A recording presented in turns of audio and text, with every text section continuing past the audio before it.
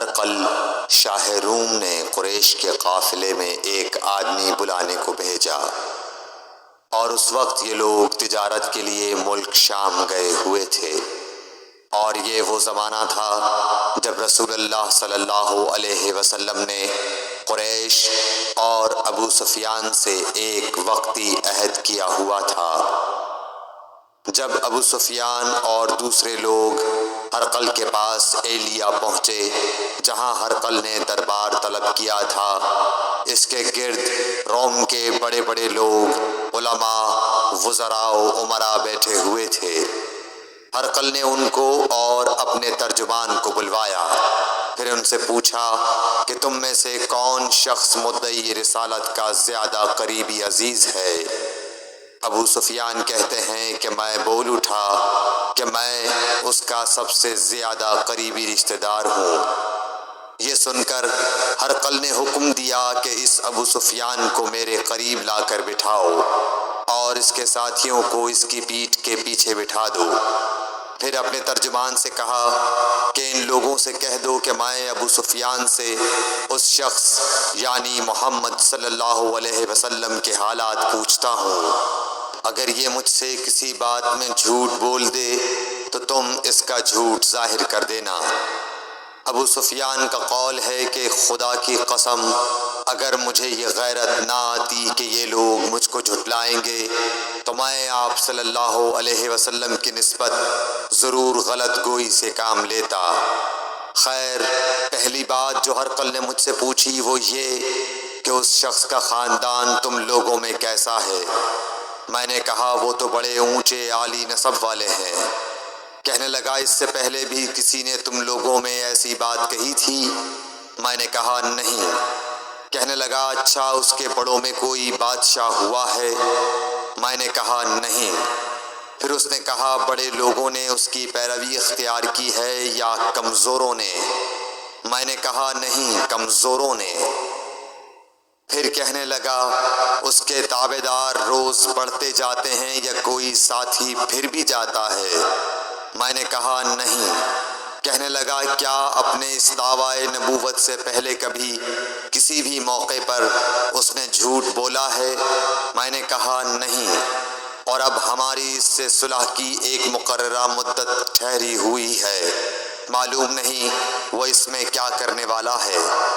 ابو سفیان کہتے ہیں میں اس بات کے سوا اور کوئی جھوٹ اس گفتگو میں شامل نہ کر سکا۔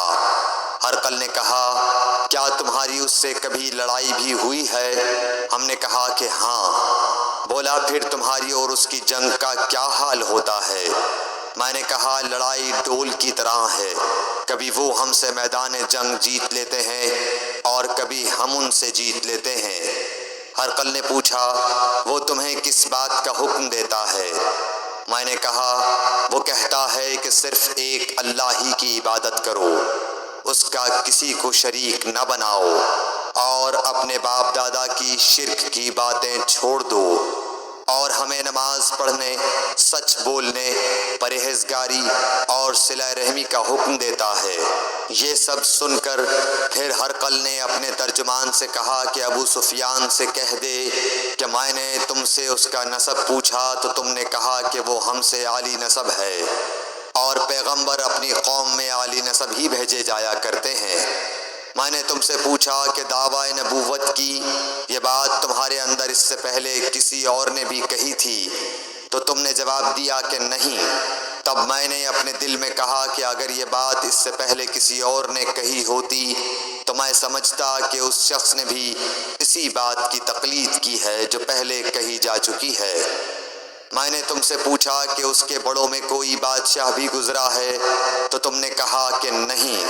تو میں نے دل میں کہا کہ ان کے بزرگوں میں سے کوئی بادشاہ ہوا ہوگا تو کہہ دوں گا کہ وہ شخص اس بہانے اپنے آباء و اجداد کی بادشاہت اور ان کا ملک دوبارہ حاصل کرنا چاہتا ہے۔ اور میں نے تم سے پوچھا کہ اس بات کے کہنے یعنی پیغمبری کا دعویٰ کرنے سے پہلے تم نے کبھی اس کو دروغ گوئی کا الزام لگایا ہے؟ تم نے کہا کہ نہیں۔ تو میں نے سمجھ لیا کہ جو شخص آدمیوں کے ساتھ دروغ گوئی سے بچے وہ اللہ کے بارے میں کیسے جھوٹی بات کہہ سکتا ہے۔ اور میں میں نے تم سے پوچھا کہ بڑے لوگ اس کے پیرو ہوتے ہیں یا کمزور آدمی؟ تم نے کہا کمزوروں نے اس کی اتباع کی ہے۔ تو دراصل یہی لوگ پیغمبروں کے متبعین ہوتے ہیں۔ اور میں نے تم سے پوچھا کہ اس کے ساتھی بڑھ رہے ہیں یا کم ہو رہے ہیں؟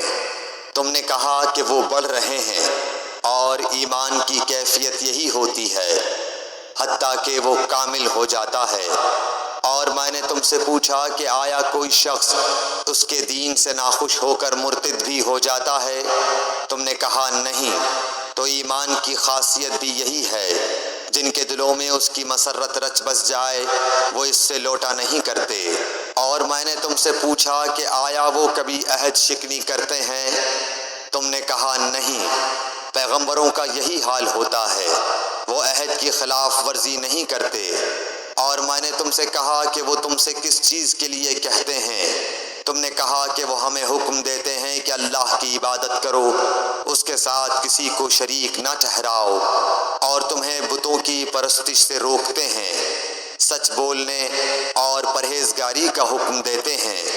لہٰذا اگر یہ باتیں جو تم کہہ رہے ہو سچ ہیں تو ان قریب وہ اس جگہ کا مالک ہو جائے گا کہ جہاں میرے یہ دونوں پاؤں ہیں۔ مجھے معلوم تھا کہ وہ پیغمبر آنے والا ہے، مگر مجھے یہ معلوم نہیں تھا کہ وہ تمہارے اندر ہوگا۔ اگر میں جانتا کہ اس تک پہنچ سکوں گا تو اس سے ملنے کے لیے ہر تکلیف گوارا کرتا۔ اگر میں اس کے پاس ہوتا تو اس کے پاؤں دھوتا۔ ہرقل نے رسول اللہ صلی اللہ علیہ وسلم کا وہ خط منگایا جو آپ نے وحیہ کلبی رضی اللہ تعالیٰ عنہ کے ذریعے حاکم بصرہ کے پاس بھیجا تھا، اور اس نے وہ ہرقل کے پاس بھیج دیا تھا۔ پھر اس کو پڑھا تو اس میں لکھا تھا، اللہ کے نام کے ساتھ جو نہایت مہربان اور رحم والا ہے۔ اللہ کے بندے اور اس کے پیغمبر محمد صلی اللہ علیہ وسلم کی طرف سے یہ خط ہے شاہ روم کے لیے۔ اس شخص پر سلام ہو جو ہدایت کی پیروی کرے۔ اس کے بعد میں آپ کے سامنے دعوت اسلام پیش کرتا ہوں۔ اگر آپ اسلام لے آئیں گے تو دین و دنیا میں سلامتی نصیب ہوگی، اللہ آپ کو دوہرا ثواب دے گا، اور اگر آپ میری دعوت سے روگردانی کریں گے تو آپ کی رعایا کا گناہ بھی آپ ہی پر ہوگا۔ اور اے اہل کتاب، ایک ایسی بات پر آ جاؤ جو ہمارے اور تمہارے درمیان یکساں ہے، وہ یہ کہ ہم اللہ کے سوا کسی کی عبادت نہ کریں اور کسی کو اس کا شریک نہ ٹھہرائیں، اور نہ ہم میں سے کوئی کسی کو خدا کے سوا اپنا رب بنائے۔ پھر اگر وہ اہل کتاب اس کتاب سے منہ پھیر لیں تو مسلمانوں، تم ان سے کہہ دو کہ تم مانو یا نہ مانو، ہم ایک خدا کے اطاعت گزار ہیں۔ ابو سفیان کہتے ہیں، جب ہرقل نے جو کچھ کہنا تھا کہہ دیا اور خط پڑھ کر فارغ ہوا تو اس کے ارد گرد بہت شور و غوغا ہوا، بہت سی آوازیں اٹھیں اور ہمیں باہر نکال دیا گیا۔ تب میں نے اپنے ساتھیوں سے کہا کہ ابو کبشہ کے بیٹے حضرت صلی اللہ علیہ وسلم کا معاملہ تو بہت بڑھ گیا۔ دیکھو تو اس سے بنی اصفر روم کا بادشاہ بھی ڈرتا ہے۔ مجھے اس وقت سے اس بات کا یقین ہو گیا کہ حضور صلی اللہ علیہ وسلم ان قریب غالب ہو کر رہیں گے، حتیٰ کہ اللہ نے مجھے مسلمان کر دیا۔ راوی کا بیان ہے کہ ابن ناطور ایلیا کا حاکم ہرقل کا مصاحب اور شام کے نصارہ کا لاٹ پادری بیان کرتا تھا کہ ہرقل جب ایلیا آیا ایک دن صبح کو پریشان اٹھا تو اس کے درباریوں نے دریافت کیا کہ آج ہم آپ کی حالت بدلی ہوئی پاتے ہیں، کیا وجہ ہے؟ ابن ناطور کا بیان ہے کہ ہرقل نجومی تھا، علم نجوم میں وہ پوری مہارت رکھتا تھا۔ اس نے اپنے ہم نشینوں کو بتایا کہ میں نے آج رات ستاروں پر نظر ڈالی تو دیکھا کہ ختنہ کرنے والوں کا بادشاہ ہمارے ملک پر غالب آ گیا ہے۔ بھلا اس زمانے میں کون لوگ ختنہ کرتے ہیں؟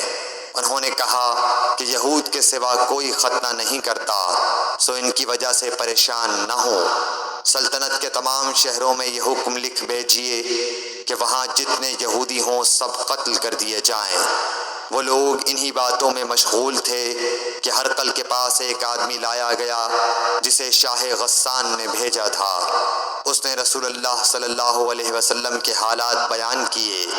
جب ہرقل نے سارے حالات سن لیے تو کہا کہ جا کر دیکھو وہ ختنہ کیے ہوئے ہے یا نہیں۔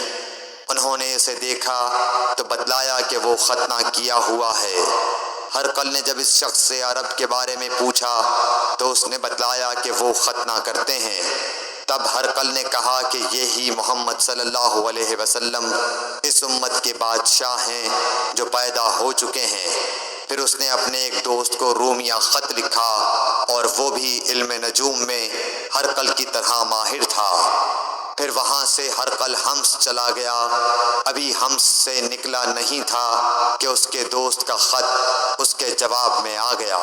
اس کی رائے بھی حضور صلی اللہ علیہ وسلم کے ظہور کے بارے میں ہرقل کے موافق تھی کہ محمد صلی اللہ علیہ وسلم واقعی پیغمبر ہیں۔ اس کے بعد ہرقل نے روم کے بڑے آدمیوں کو اپنے حمص کے محل میں طلب کیا اور اس کے حکم سے محل کے دروازے بند کر لیے گئے۔ پھر وہ اپنے خاص محل سے باہر آیا اور کہا، اے روم والو، کیا ہدایت اور کامیابی میں کچھ حصہ تمہارے لیے بھی ہے؟ اگر تم اپنی سلطنت کی بقا چاہتے ہو تو پھر اس نبی صلی اللہ علیہ وسلم کی بیعت کر لو اور مسلمان ہو جاؤ۔